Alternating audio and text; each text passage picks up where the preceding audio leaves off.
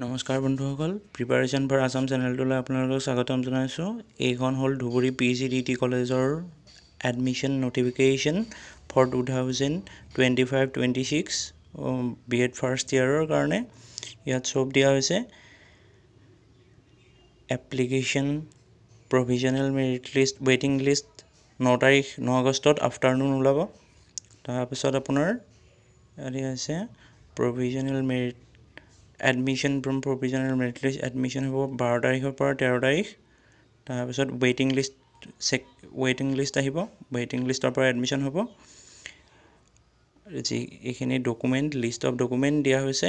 Photocopy GU BEd entrance admit কাৰ্ডখনৰ, entrance result sheet, যিখন নিজৰ ৰিজাল্ট শ্বীট, নিজৰ নামটো যিখন PDF-ৰ যোনটো পেজত আছে সেইখনৰ প্ৰিণ্ট আউট উলিয়ালে হ'ব।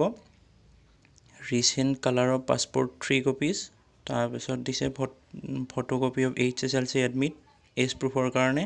তাৰপিছত চাৰ্টিফিকেট, তাৰপিছত মাৰ্কশ্বিট, এনেকৈ OBC MOBC সকলৰ কাৰণে NCL জৰুৰী, NCL লাগিবই।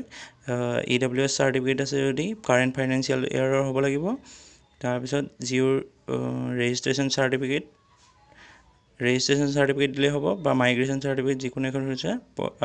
ফটোকপি অফ পেন বা আধাৰ এই দিলে হ'ব। বাকী এইখিনিয়ে আছিল জানিবলগীয়া। কিবা জৰুৰী কিবা জানিবলগীয়া থাকিলে কমেণ্ট বক্সত জনাব। ধন্যবাদ।